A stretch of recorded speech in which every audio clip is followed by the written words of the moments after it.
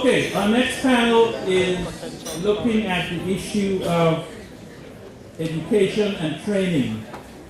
I think fundamental to any pivoting to the next level is going to be based on how well our human resources is positioned through training and, more importantly, through education to accomplish the mission. Our caption for this panel is, what are the keys to avoid becoming roadkill in the global economy? And we think the answer is education and training.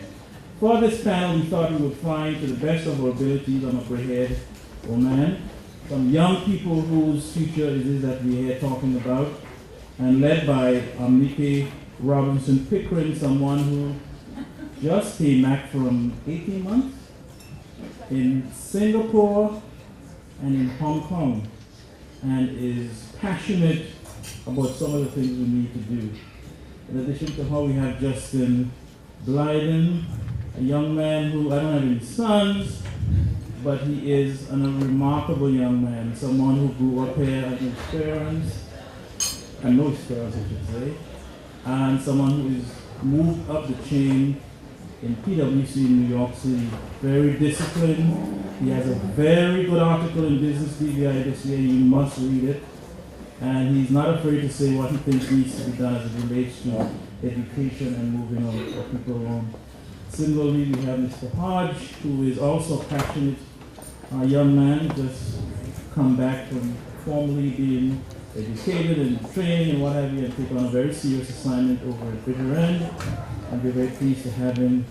And we're also very pleased to have young Desira Hodge, who is actively, or presently, the high school fifth former, fourth or fifth. I didn't put you too far ahead. At the Elmo Stout High School, and it'll be interesting to hear her perspective on what she thinks we are doing out in the private sector. And topping that all off, obviously someone who, Jeanette, who comes from Harneys, who makes decisions daily about who to hire in Harneys, what training requirements are critical, what is it that she's looking for. And so we thought it would be an interesting panel, and I'm going to hand it over to Omonike Pickering. Thank you very much, Russell. Good morning, ladies and gentlemen. It gives me great pleasure to moderate what I promise will be an insightful and thought-provoking session. Education and training are topics which I am very, very, very passionate about, because it is my fervent belief that education is the key to a productive society, economic stability, and low crime and poverty rates. I believe that the BVI has no excuse for not providing top-of-the-line education system, which are continuously adapted to ensure that we remain relevant. We are a small jurisdiction with less than 10 primary schools and less than 5 high schools, so we should have and be the best. I am sure that this opinion will be borne out by my 4 panelists. I'm looking forward to our discussion. The format it will take, I will be asking questions to each of the panelists, but everyone is invited to jump in. It will be quite informal, but hopefully you'll get the information that you need to take us into the next level. So I'm going to start with Justin. Justin is, as Russell said, working at PwC in New York. And one of the things that we wanted to focus on today's discussion was science, technology, education, and mathematics, otherwise known as STEM. But STEM is something that's quite popular mainly in North America, not necessarily as popular in Asia, Netherlands, or Europe. So Justin, did you have a lot of exposure to STEM, as they call it, when you were at university in the US? So STEM, like you said, it's a pretty fairly new concept. I think when I was in school, I'll get to your point in terms of the US, but school here in the British Virgin Islands, I think what the main focus at that point was the 3 R's, reading, writing, and arithmetic. Now, don't take it for granted that I said the 3 R's and 2 of those words didn't start with an R. So fast forward a couple years and now we're talking about STEM, which are courses and industries around science, technology, engineering, and mathematics. And it's going to be key to not only make sure that in our educational pursuits, we're not just trying to keep a pace with other countries just because, but we're doing things that are relevant to the British Virgin Islands economy as it stands. Now that's not to say that science, math, technology aren't relevant, but it also has to be very meticulously thought of in terms of its place and purpose within what we do and how we generate revenue for the country. One of my biggest experiences was getting to Morehouse College in Atlanta, Georgia, and realizing that every student, not just the science majors, but every student had to take one of your core science classes, meaning full-blown general biology, chemistry, or physics, including the lab component. Whereas schooling here was sort of a hybrid of the three disciplines, very elementary, very basic, just enough to satisfy general knowledge. When we think about education, we need to think about it, like I said, in terms of the dual purpose of what does the BVI need, and then the second purpose, which is what's necessary for BVI residents and citizens that wish to compete globally. They're slightly different, but they all stem from this primary arena of education and having the tools necessary to meet both of those goals. Going on from that, and I think we all know that we have a twin pillar economic reliance. They're on tourism and on financial services. And we have Kesheem Hodge here. Kesheem is at the Jeanette. He has just been elevated to the position of executive housekeeper.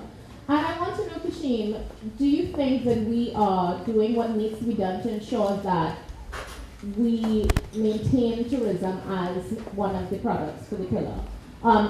We discussed Virgin Water being the mecca of tourism in the BVI, but is there sufficient training and education in Virgin Water itself to make sure that continues to be the situation?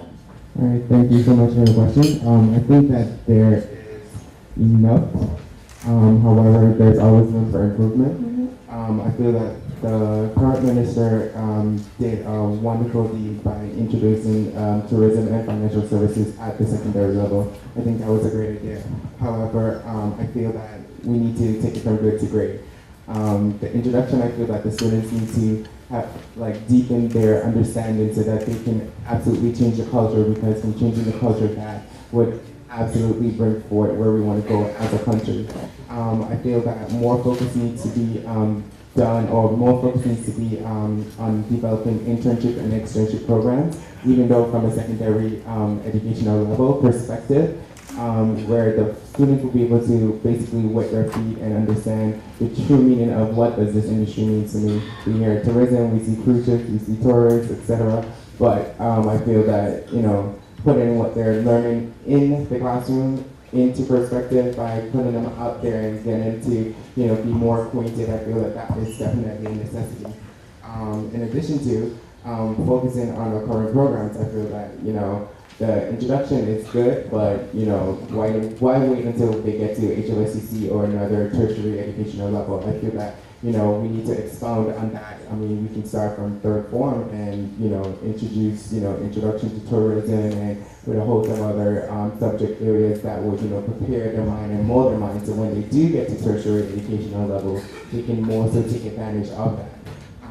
I feel that in addition to, I feel that they need to be, we as students, I think that we need to be more so, participate in more regional and national, international conferences and, experiences so that we can have our students to, instead of more or less change the culture from, just being within the territorial borders. We need to, jump out there and just, change our culture and change our mindset so that we can be now forward thinking. I think that we need to, prepare our students so that they can be more marketable, more competitive, not on a regional level, but more so on a global sphere. So the training, the level that we're at, I feel that it is good, but I feel that with everything, there's always room for improvement. I think I agree with you. Thank you. Tazaria, I'm really happy to have Tazaria here. As mentioned before, she's a fifth form student. And so she's actually in the system right now. Tazaria, what can we do to make it better?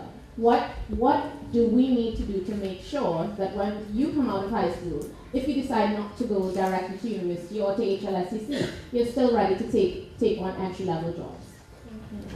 One thing I think that they need to do is let us have more practice on the field that we want to go in or with what we're doing now. Like I'm in bioscience right now. I do chemistry, biology, physics, and geography and information technology. From what I'm doing in high school, I get to pick whatever field I want to go into when I start to look for jobs.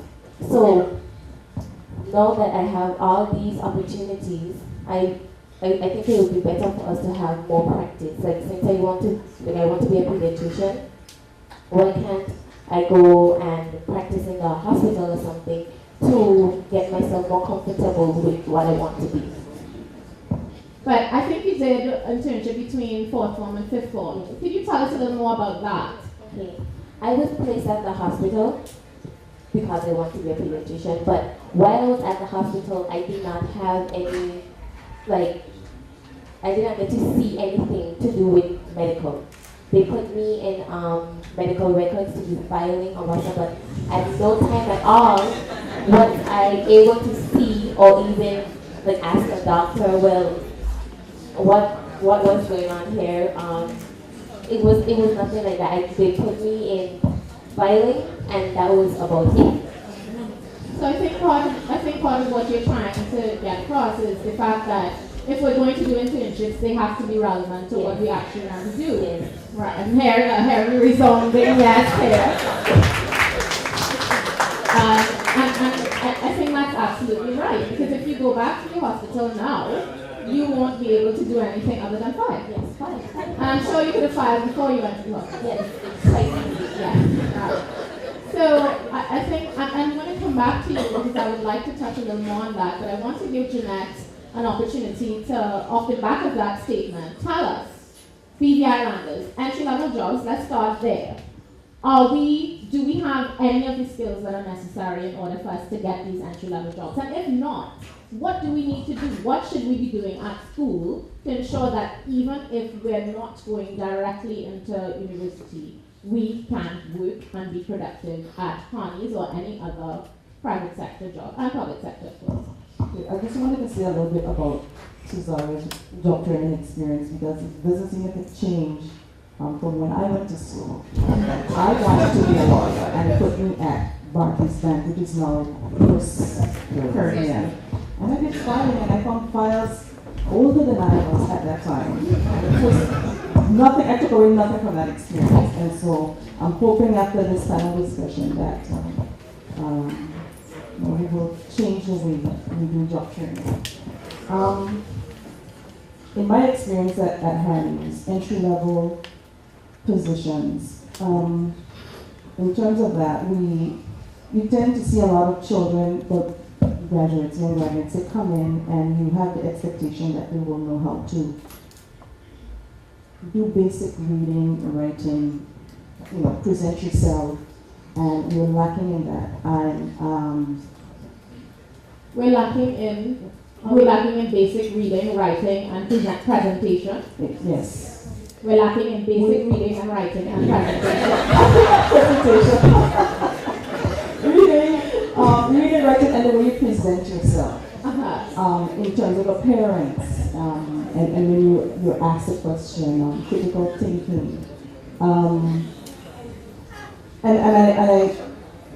I don't want to say to bash the education system because I went through the system and I came up pretty okay. And but we're moving in this technological age where you're texting and your shorthand writers, you respond to us. It's a you and a to and all different sorts of things. And you get CVs and you get written letters with these acronyms, so to speak. And coming from where I came from, we had old school teachers who, made sure they paved the way for when we were ready to go out to work. There were two basic categories, I think, the arts and science, and then there were the practical side, the typist, the accountant, the bookkeeping, and we were ready. I don't know what has changed.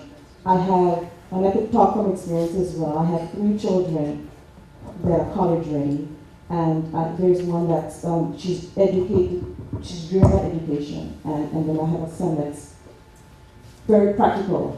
Forget the theory, I want to get hands-on. And then we have one that very much into technology, keeping up with what's happening with technology. And as you know, taking off the HR hat, what do you tell these three children? And it's basically diversify the way you learn. Self-educate yourself. Don't just say, okay, I'm going to go to college and I'm going to just focus on science. Try and get in as much practical job experience, volunteer work. Diversify the way you do things and market yourself so when you get into entry-level, position, applying to new hires or anywhere, that you have a diverse background and you're ready to work. And I can just talk from experience and guys. Okay, and I'm going to come back to you because I want to know, we just spoke about entry-level positions, but obviously Honey's is a law firm and also interviews for lawyers. And the interview for lawyers both in the BVI and lawyers who are qualified in other jurisdictions and are not from the BVI. Mm-hmm. So I can probably ask you this question now. How do we compare? Are we up to par? Are we lagging behind? Are we already roadkill? Are we on the way to roadkill? Are we dying slowly on the streets and bleeding out? What exactly is happening to us when you have an interviewee who is from the BVI versus one who is, let's say, from the UK or from Hong Kong? That's a very good question. Very interesting Thank you. Very political question. Which I'm sure the audience want to know from Harry's being that we are the giants here, so to speak. You what, sorry? I didn't hear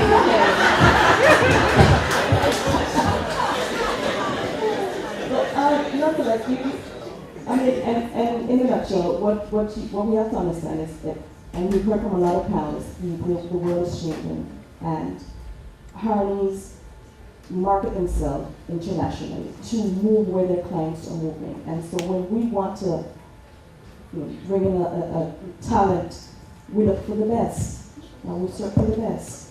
It doesn't mean that BVI does not have the best. And I would give an example, and I would tell my son one day, I said, if you have a restaurant and you have the opportunity to hire a chef, more than one chef, you have a pool of local upcoming chefs, and you have chefs from the culinary team, who would you choose from in order to boost your business and market your business? And that's where we look for talent, the best talent. What we have opened up is the professional development program for attorneys who have just left college, law school, and we give them the opportunity to come in and learn what we are doing, and we're hopeful that during that process, you understudy the best and you move towards becoming the best. And so I don't like that notion that we apply to hirings and we can't get a job because we are not the best. It's not true. Okay. Yes. Can I chime in here? Please do.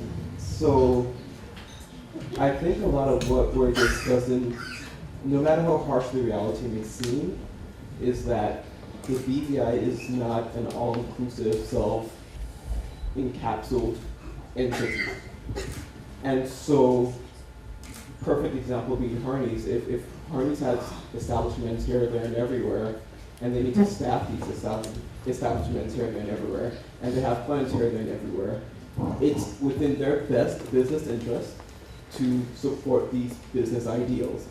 And when we think about human capital and resources, in terms of whether the British Virgin Islands or the Hong Kong office or wherever, who are the best, where are they coming from? I think one of the things that students here in the British Virgin Islands are going to have to get over or start to think about really clearly is you're not guaranteed anything simply because you're a British Virgin Islander.